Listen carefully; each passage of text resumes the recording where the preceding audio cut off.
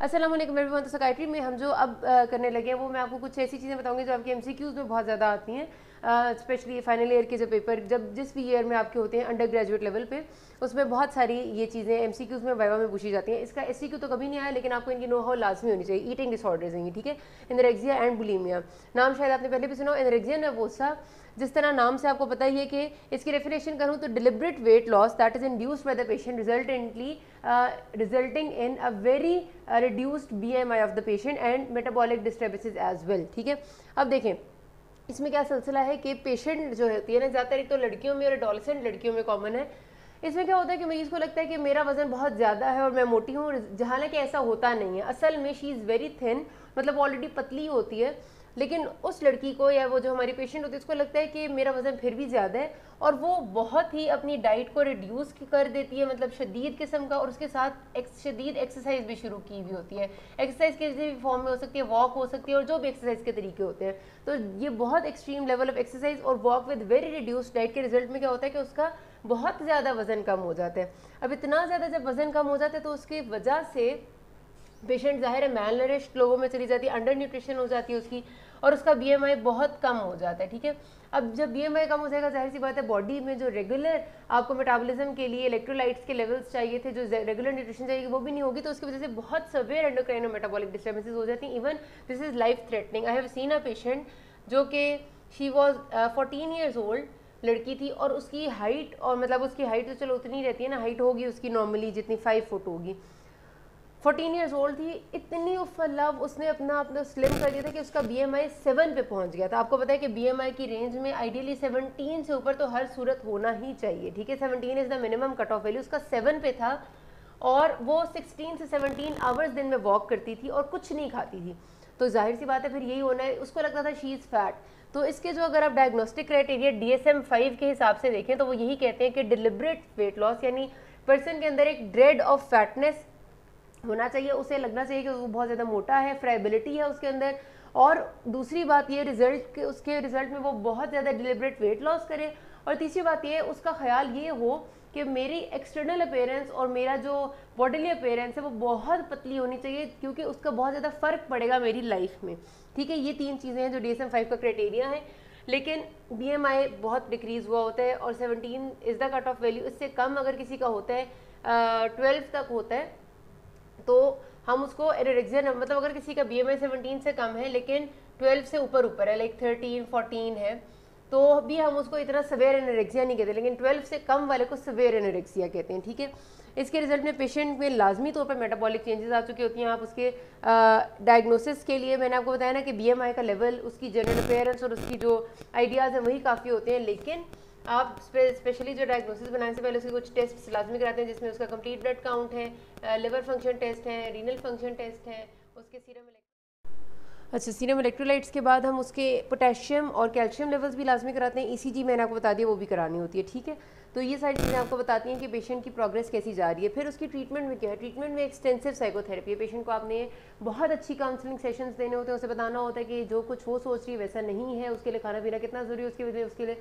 वजह से ना खाने की वजह से उसके अंदर कितने मसाइल हो चुके हैं, और किस तरह वो सिर्फ और सिर्फ डायरेक्टली अपनी जान देने की हद तक लैंड कर सकती है, और उसकी सोच के एक्सटर्नल अपेयरेंस ही सब कुछ है, इसको भी उसके जहन से निकालना होता है। ठीक है, ताकि वो अपनी एक्सटर्नल अपेयरेंस पे उतना भी ज़्यादा ध्यान ना दिया करे जैसे वो देती है। फिर इस पेशेंट की साइकोथेरेपी के साथ साथ उसकी आहिस्ता आहिस्ता अपनी कैलोरी इंक्रीज़ करनी है, तो प्रॉपर कैलोरी चार्ट्स बना के उसमें कितनी कार्बोहाइड्रेट्स देंगे, कितने आपने प्रोटीन्स देने हर रोज़, उसको वो आपने देना होता है, और उसको बताना होता है कि भाई आपने सुबह के पोर्शन में ये चीज़ें खानी है, दिन को ये, रात को ये, उसमें आपने बहुत calculated amount of calories proteins होती हैं। और आप अगर एक अंदाज़ा करो ना, तो आपकी कैलोरीज कहते हैं कि शुरू में 1200 से ज़्यादा एक्सीड नहीं करनी चाहिए पर डे, बिकॉज उसकी वजह से क्या होता है, अगर आप बहुत ज़्यादा भी खाते हैं तो पोटेशियम लेवल्स और जो आपके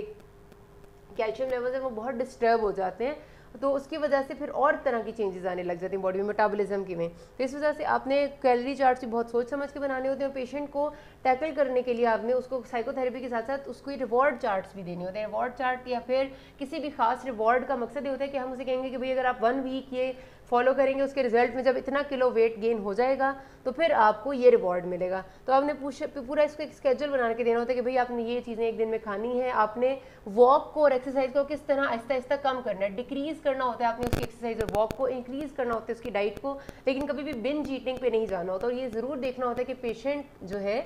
वो ऐसा ना हो कि खा ले लेकिन बाद में परगेटिव से वॉमिटिंग करे, ये चीज़ प्रिवेंट करनी होती है। ठीक है जी, ये एनोरेक्सिया है। बुलिमिया नर्वोसा भी तकरीबन इससे मिलता जुलता एक डिसऑर्डर है, जिसमें ये होता है कि पेशेंट के सामने जब खाना आता है तो वो खा बहुत ज़्यादा लेती है, इसमें bouts of deliberate over eating होती है, बहुत ज़्यादा एकदम खा लेती है, लेकिन पेशेंट को अपने एक्सटर्नल अपीयरेंस और बॉडीली अपीयरेंस के बारे में बहुत कंसर्न होता है, जिसकी वजह से वो बाद में खाने के बाद या तो जानबूझ के वॉमिटिंग इंड्यूस करती है, जैसे हलक में अपनी उंगली लेके जाके, या फिर परगेटिव्स जो वॉमिटिंग इंड्यूस करने वाली चीज़ें वो इस्तेमाल करती है, और वॉमिटिंग इंड्यूस करने के बाद ही उन्हें चैन आता है जब तक वॉमिटिंग हो ना जाए। इन पेशेंट्स के जो बॉडी वेट या BMI होता है वो तकरीबन नॉर्मल रेंज में रहता है, क्योंकि वो खाते बहुत ज़्यादा हैं, मतलब अचानक से बिंज ईटिंग के और बिंज अबाउट्स आते हैं ओवर ईटिंग के, लेकिन उसके बाद वॉमिट करके उसको फिर से निकाल देते हैं। लेकिन रिपीटेड वॉमिटिंग्स की वजह से सिवियर डिस्टर्बेंसेस इन इलेक्ट्रोलाइट्स हो जाती हैं, मेटाबॉलिज्म में डिस्टर्बेंसेस हो जाती हैं, और उनकी पिक्चर फिर रिजल्टेंटली एनोरेक्सिया वालों जैसी बन जाती है। इनका BMI उतना कम नहीं होता, कम की तरफ ही होता है, फैटी नहीं होते ये लोग, लेकिन इलेक्ट्रोलाइट डिस्टर्बेंसेज इनमें ज़्यादा प्रॉब्लम करती हैं। इनमें भी हमने यही सारे वो डायग्नोसिस, इनमें भी ट्रीटमेंट का एक प्रॉपर यही तरीका होता है, काउंसलिंग, डेली वेट करना होता है, साइकोथेरेपी होती है, फिर इनके प्रॉपर कैलोरी चार्ट्स होते हैं, और बहुत अच्छी काउंसलिंग बेसिकली इसमें सारा रोल प्ले करती है। अच्छा नाइट टेरर्स तो कोई इतनी इंपॉर्टेंट बात नहीं होती। नाइट टेरर्स तो रात में जो लोग अचानक से फर्स्ट हाफ ऑफ नाइट में अक्सर लोग डर के उठ जाते हैं, कई बार ऐसा होता है वो कमरे से भी भागने लगते हैं और कुछ इस किस्म की, ये बेसिकली आपकी होता है कि स्लीप के दौरान ना बच्चों में अक्सर हो जाता है। तो उसके लिए फिर हम उनको एक प्रॉपर तरीका बताते हैं जो सोमएम्बोलिज्म का है, वही इसका भी है। ठीक है, सोमएम्बोलिज्म क्या है, ये इंपॉर्टेंट चीज़ है, ये इतना ये आता ही नहीं है कभी भी कि स्लीप वॉकिंग ये आता है। इसको होता क्या है कि रात के टाइम अक्सर कुछ लोग कहते हैं कि हम रात को नींद में चलते हैं और हमें नहीं पता होता कि हम कहाँ कहाँ चले जाते हैं। इवन मूवीज़ में, फिल्म में आपने देखा होगा कि लोग इतनी ज़्यादा स्लीप वॉकिंग करते हैं कि वो नींद में उठते हैं, वो गाड़ी भी ड्राइव करके कहीं और चले जाते हैं, और अचानक से उन्हें होश आता है तो उन्हें पता चलता है कि वो अपने बेड पे नहीं बल्कि एक बीच के किनारे खड़े हुए हैं ना, मतलब वो सब उन्हें नींद में किया होता है। तो व्हाट इज़ दैट? तो बेसिकली ये होता है कि ये एक फिनोमेना है जो कुछ लोग एक्सपीरियंस करते हैं, specially first quarter of night में। मतलब अगर आप फर्स्ट थर्ड ऑफ नाइट, रात के नींद को 3 हिस्सों में डिवाइड करें तो पहला हिस्सा होता है, उसमें ये ज़्यादातर लोग एक्सपीरियंस करते हैं। और इसमें बेसिकली दिमाग के कनेक्शन में कोई ऐसी बात आ जाती है कि आप पार्शली अवेक होते हैं एंड पार्शली आप स्लीप में होते हैं, यानी कि आपकी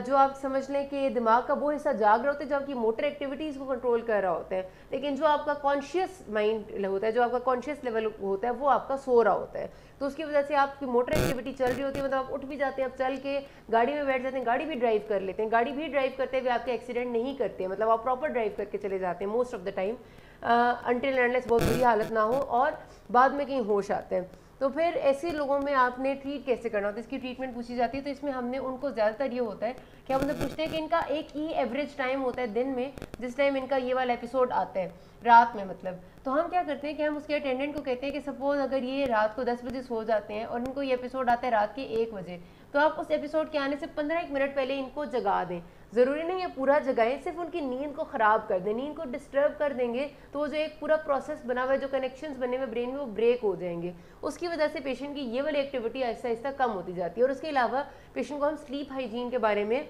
बहुत अच्छा काउंसिल करते हैं, जो हमें पता भी है कि रात के 7 बजे के बाद आपने कैफीन की कोई चीज़ नहीं लेनी, कॉफ़ी चाय नहीं लेनी, आपने अपने दिन में एक्टिविटी अच्छी रखनी है ताकि आपको रात को नींद आ जाए। रात को आपने बहुत ज़्यादा ओवर ईटिंग करके नहीं सोना होता, पानी इतना ज़्यादा नहीं पीना होता कि वॉशरूम के लिए बार बार उठना पड़े, और जो बाकी स्लीप हाइजीन के सारे स्टेप्स हैं ना वो उनको गाइड करके बताते हैं। तो ये आपकी साइकियाट्री के वो तकरीबन सारे टॉपिक्स होते हैं जो कि ज़्यादातर आए जाते हैं। तो किसी को यहाँ तक कोई भी मसला हो लेकिन आस्क मी। Thank you.